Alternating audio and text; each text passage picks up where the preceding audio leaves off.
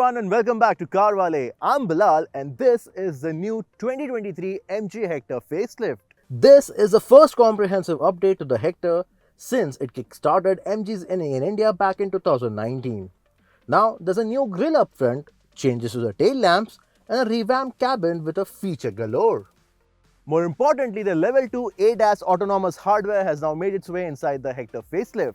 So in this video, we'll be taking a look at all the features that has caught our attention and everyone's attention in fact, and we'll also discuss the pricing and the competition. We'll also take a look at whether or not the Hector facelift is still a value for money proposition. So if you're watching this video, I hope you have subscribed to the CarWale YouTube channel, and if you haven't yet, here's a perfect opportunity to hit that subscribe button and while at it, hit the bell icon as well so that you can be notified every time we upload a new video. And if you like this video, watch it till the end, and if you still like the video, hit that like button as well and share it with all your friends and family. The exterior changes to the 2023 Hector facelift are minimal. So here's a little montage to help you decide whether or not those changes have made the Hector any better.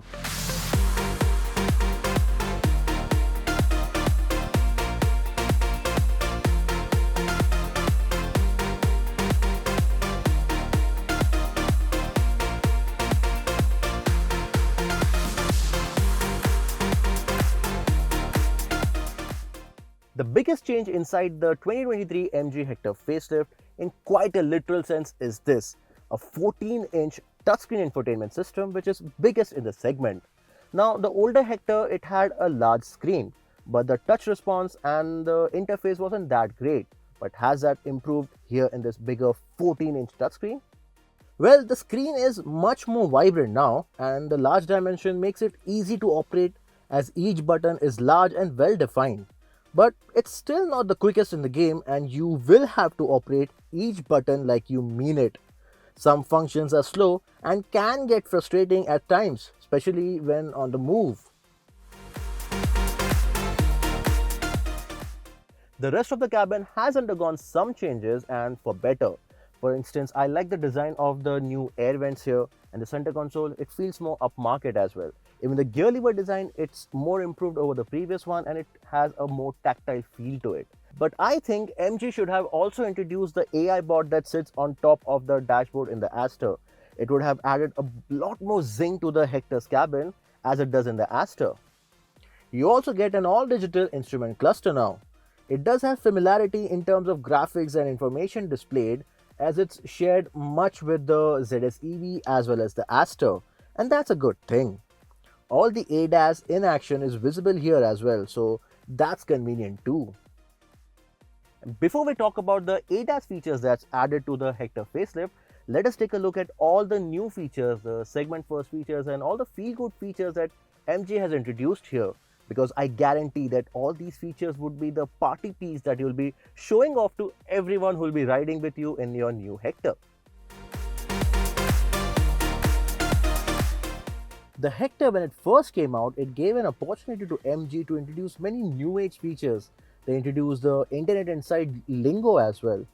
With the update, this update with the Hector facelift, MG has taken a step further. So you can control various command functions through just voice control.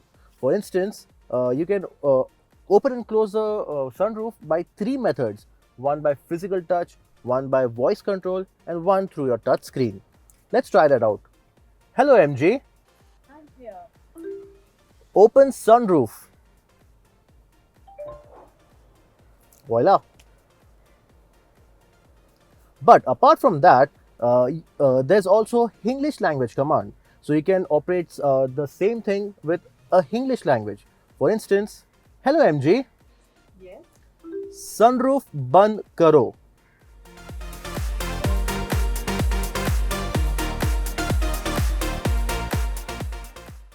Then we move on to auto indicators. We are all familiar with cornering lamps, where you turn the steering and the fog lamp turns on. It's a pretty old feature by now, but in the Hector, when you turn the steering, it automatically turns on the turn indicator of that side. so that you don't look like a fool anymore driving down the road and making turns with no indicators whatsoever. However, if you get used to this feature, it would make you look like a big fool driving any other car, as I'm sure you will forget to use these stalks. Then there's a new proximity locking which locks the car automatically when the key moves some distance away from it.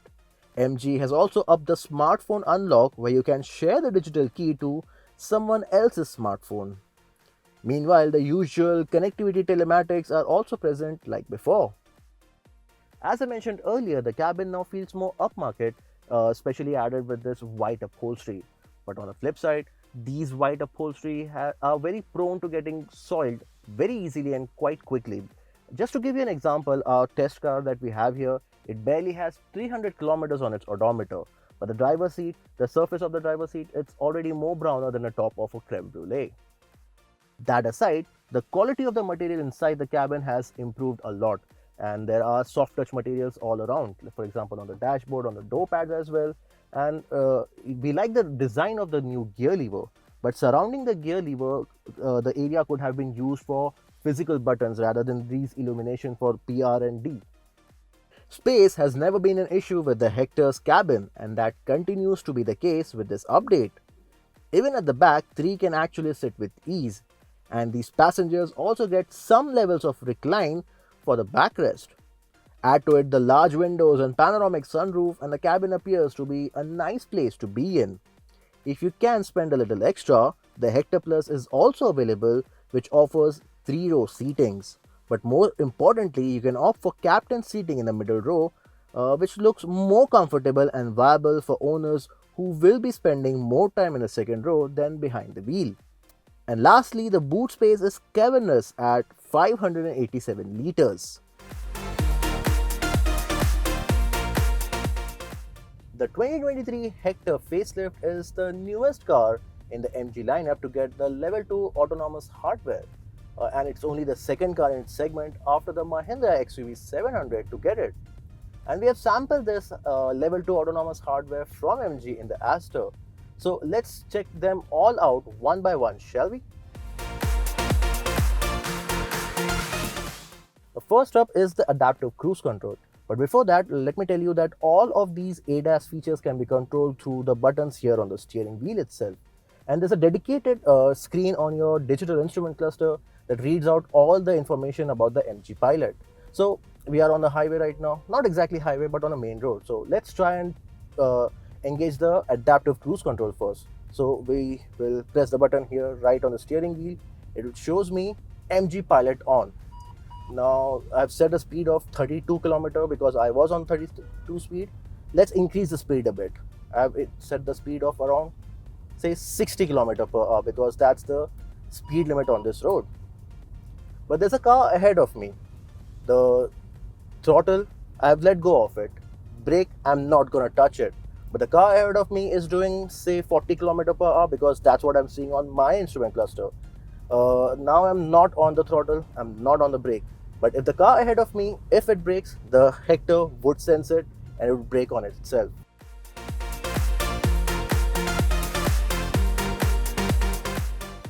So the adaptive cruise control uses two functions. It uses the cruise control and it also makes use of the lane keep assist. So if the road, if it takes a bend or a corner, but provided that the road has a marked lining on both sides of the car, because the lane keep assist will only help that much.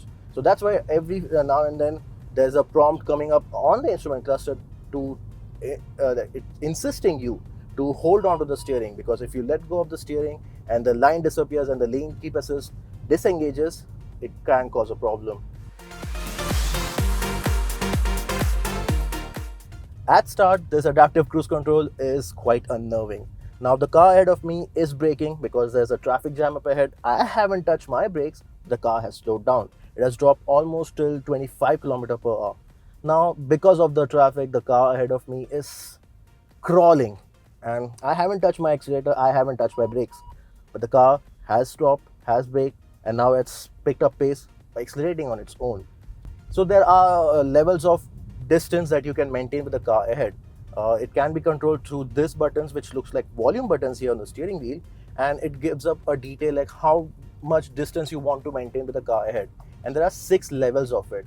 I'll keep it to the closest distance. The car ahead of me is accelerating at its own pace. I am not touching my accelerator. It's maintaining around 50 km per hour without me having to do anything. Now the road's turning. I can let go of the steering. There are good mark lining on both sides of the car. So let's see if it takes a good turn. I haven't touched the steering. The car's taking a corner, maintaining a set distance with the car ahead. It's still very unnerving, I'm telling you. And see, it has brake on its own. Now this prompt, it says that lane keep assist is turned off. That's why you always need to be on your edge of the seat to control the ADAS. You can't solely rely on it.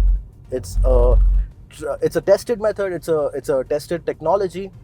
But again, you can't solely rely on it, especially on our Indian roads. Because, for instance, the car ahead of me, I'm maintaining a good distance.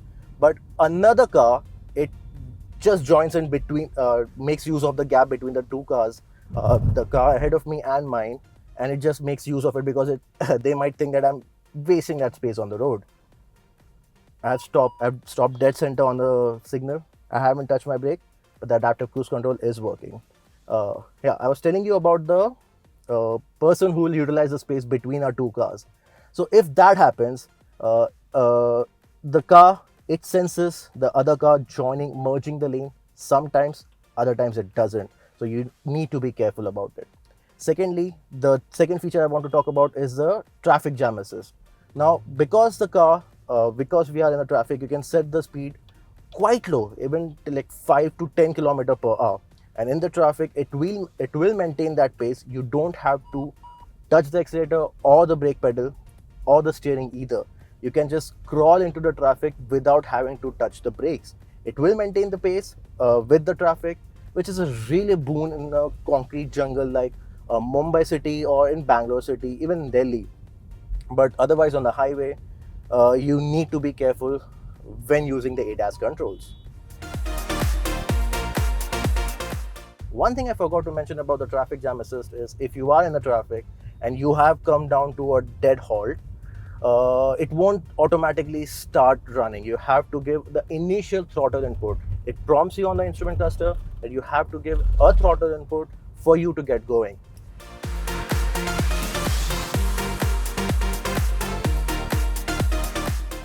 A part of the ADAS hardware is autonomous braking or automatic braking or emergency braking.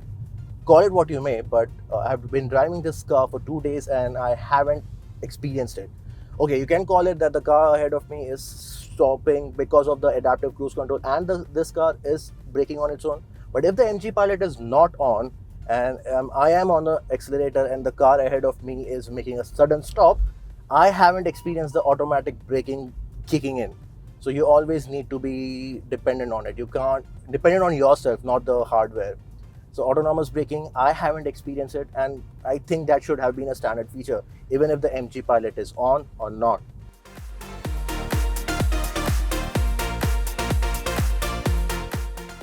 Similar to the autonomous braking, the lane keep assist feature is very much dependent on the that was surprising, but again, the autonomous braking didn't kick in as it should have, and I had to manually brake. The car ahead of me, it just stopped. So it's unnerving, and I would be using the autonomous driving in my everyday driving, apart from the, say, traffic jam assist. Apart from that, I won't be using all of these for sure.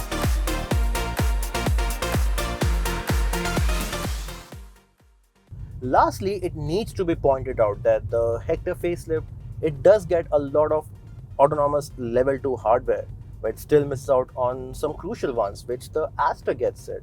So although the Astor is slightly cheaper than the Hector, around a couple of lakhs, but it gets 14 autonomous hardware features compared to the 11 features we get here.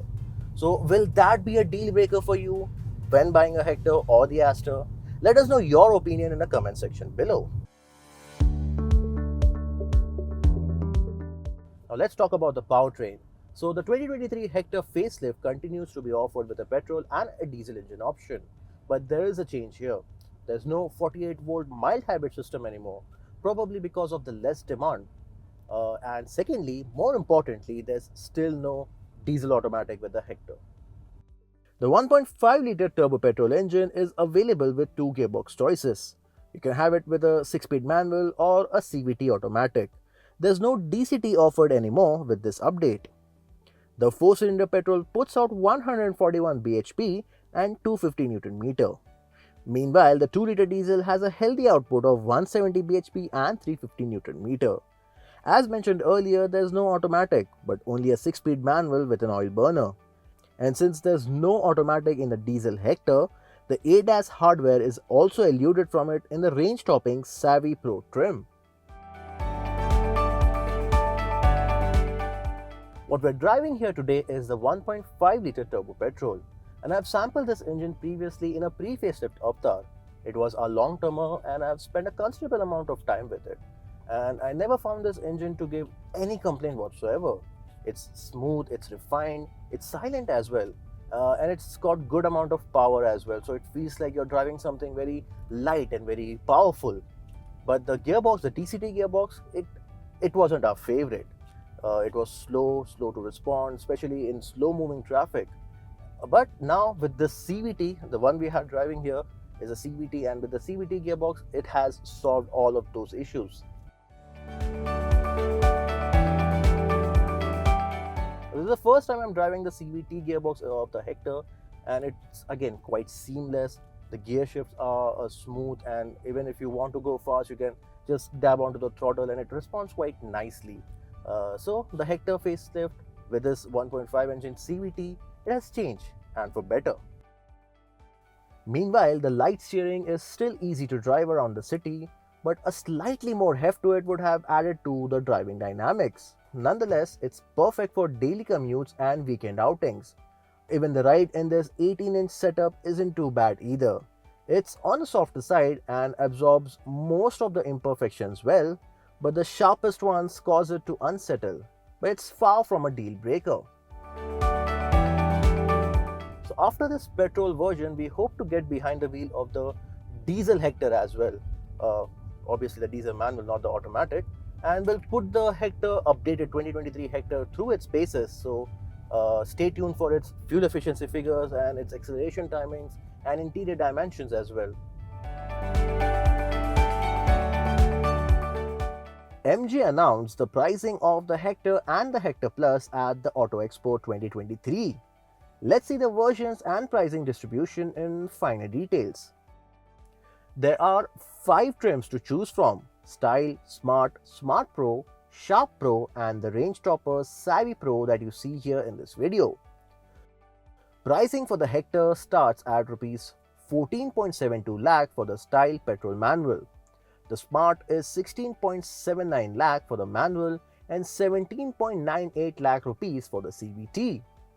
The Sharp trim is priced at 17.98 lakh rupees, and the Sharp Pro goes for Rs 19.44 for the manual and Rs 20.77 for the CVT. Lastly, the Savvy Pro, which is only available with a Petrol CVT and offers the ADAS, is priced at 21.72 lakh rupees. When it comes to the diesel, it is only available in Smart, Sharp and Sharp Pro trim. Prices for the Hector diesel starts at Rs 19.05 lakh rupees and goes up to 21.5 lakh rupees ex-showroom. In fact, all prices are ex-showroom all India.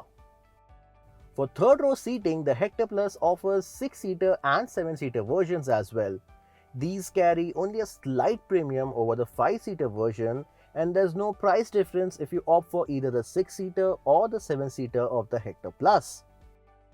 Now the MG Hector Facelift 2023 continues to rival the likes of the Tata Harrier and the Mahindra XUV 700, apart from some versions of the Hyundai Creta and Alcazar, Kia Seltos, Volkswagen Tiguan, Skoda Kushaq and Jeep Compass as well.